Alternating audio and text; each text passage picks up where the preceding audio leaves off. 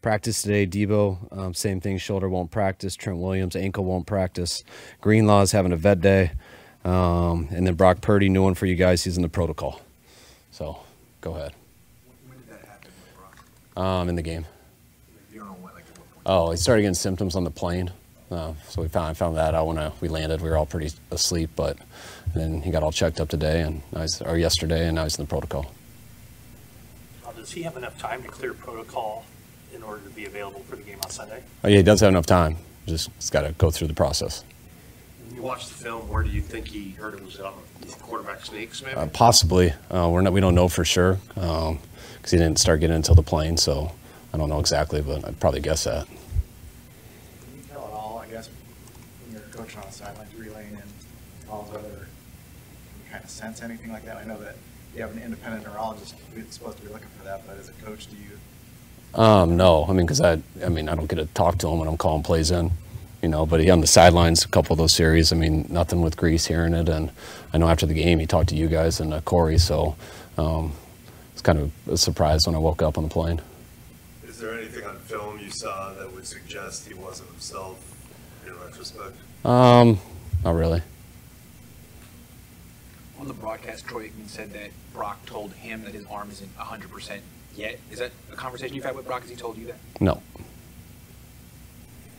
Fred said the other night that he'd like to see the mental toughness of the team go up. Is that something you feel like's been lacking the last couple of games? I don't know. I mean, I wouldn't say mental toughness. I just go by what I see in the game, and I think we've been in the reality of the NFL the last 2 weeks, where the reality of the NFL is every game is usually decided. Most of the games are decided by one score, and we've been in 2 of those in our last 2 games, and we've had the ball within 1 score at the end and haven't gotten it done. And I think when you look before that, I think out of our previous 15 games, I think there was only 3 games that weren't double-digit wins.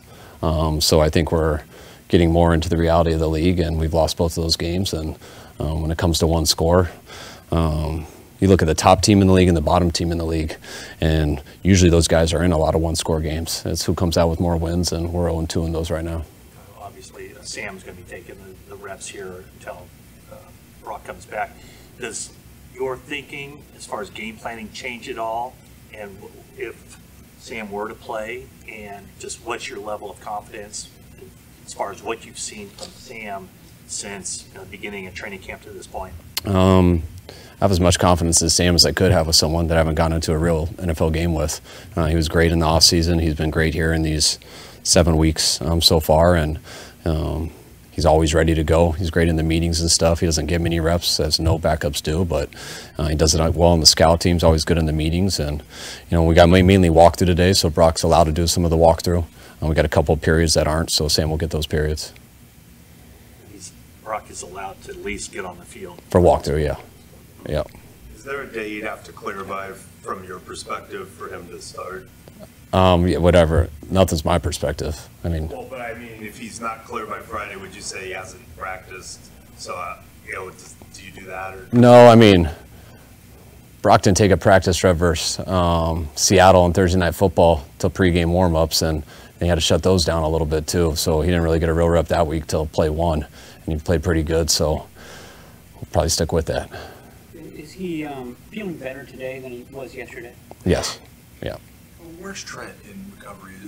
And did you factor in the playing on the surface last week? Yes. Big. Yeah, the surface and the quick turnaround. I mean, I think if it was I think Trent could have been out there. We don't know if he would have made it through it, and he wouldn't have been out there close to 100%. And he probably wouldn't have made it through it, and that would have meant he has no chances this week. So hopefully he has a better chance to get there this week. Is there a chance he could practice tomorrow even? Yeah, there's a chance. Hopefully he'll be out there. Christian McCaffrey, he's going to be able to full go practice. Yeah, he's full go. He got out fine. He's good. And then, I guess, how would you describe his knack to score? And he's got this nice streak going on. And I guess the other question was on the second touchdown, the 35-yard catch and run. Did you figure out it would work out exactly that way? If those 2 blocks were sealed, he only had 1 guy to beat and Levy? Yeah, that's how it is when they zero, and they zero a lot. So they're pretty good at that play. I mean, they see it a lot because they do so much zero. And I don't think they've given up a house call on it yet. And usually they tackle for about a 7-yard gain, and our guys just blocked really well. It allowed them to stretch it, which made the guy in man coverage have to run a little bit farther, and he was able to rip through that arm tackle. So it was a hell of a play by all three of them. And then just in terms of his knack for scoring. It's real good coaching. He's unbelievable at it. I mean, I think he's done it since I heard about it growing up in Denver to college to whatever team he's on. He knows how to get in the end zone. You said after the game about your own zero blitz at the end of the first half that it was something you discussed during the week. What have those conversations been like with Steve Wilkes, and kind of where's your understanding about what you guys were trying to accomplish with that? Yeah, I think he knows. You guys, I think, talk to him tomorrow. He knows he messed up on that call. I have no problem with zero blitzes, especially when people need a lot of yards. You know, if you need to get 20 yards to kick a field goal, I have no problem with the zero blitz. But I do when there's 16 seconds left, and that's where he lost track. There was no necessary need for that just because of the time. I have no problem with the call. But I mean, I have no problem with that play call, but when it's that time, you can't do that. It's not an option.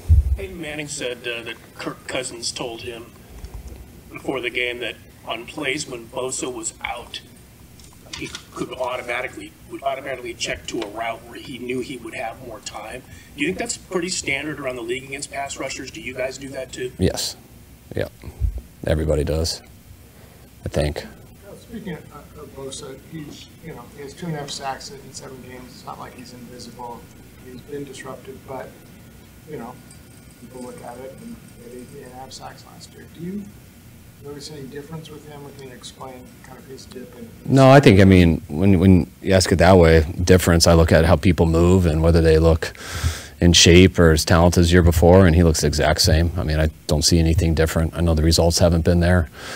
He's got a couple opportunities missed. He's got a couple opportunities that should have been an easy sack on, and we left number 1 open too fast where he shouldn't have been. So I just feel like the way it's panned out between rush and coverage and just all 11 together, they haven't been tied together to me when they have done it. When Bosa beats someone, there's got to be nowhere to go with the ball, and they've been able to do that, whether it's a miss or whatever it is. And when we've had people covered, I don't feel like we've always had that rush. So I think it's there throughout a game, but just not at the right times. What was your evaluation of Jalen Moore, and also, do you like what you're getting out of your interior offensive line as far as run push? We didn't run the ball that well in that game, but usually don't when they have 6 on the line.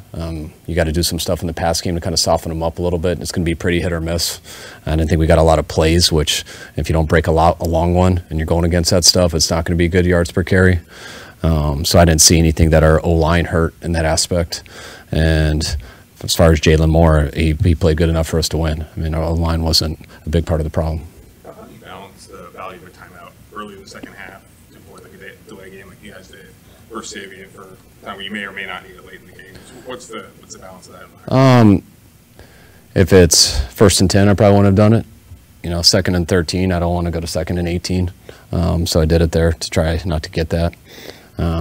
Obviously, at the end, you wish you had it, but there's, I think, a lot more times than not, we finish a half in a game still having timeouts than having none. So I don't sit there and just take penalties trying to save them. I usually use them, but I want to say that's 100%.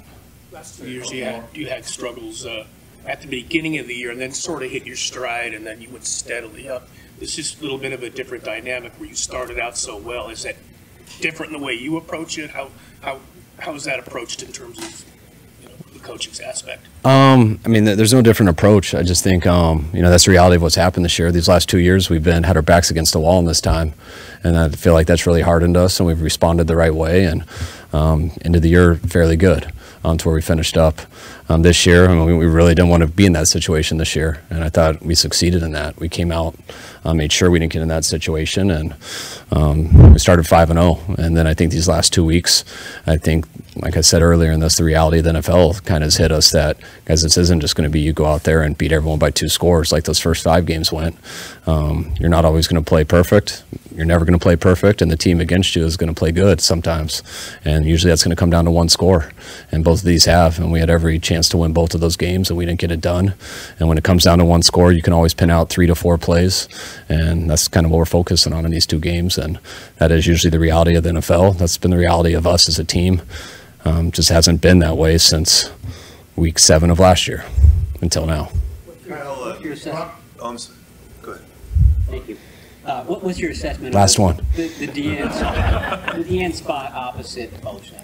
The trade deadline's coming up. There are some prominent names out there. Are you guys still interested in possibly adding somebody? We're always interested anywhere that we think will help our team without hurting it, especially for the future. So that's something we're always looking into. But you know, I think it's helped adding Randy. I think he's done some good things. I think you know, I think Clee made a couple good plays in the game. But we want to do better all around. But it's not like we're just targeting that position or anything.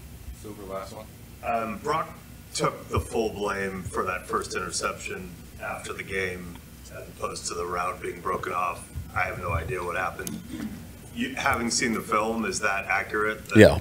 Yeah, he just threw it 2 inside of the middle third player and need to be more inside the numbers. Step to the outside, part of that route. Part of the route, yeah. Did they just walk through? Yes. Just the guys rested Yeah. on a short week. Yeah. All right, guys. All right.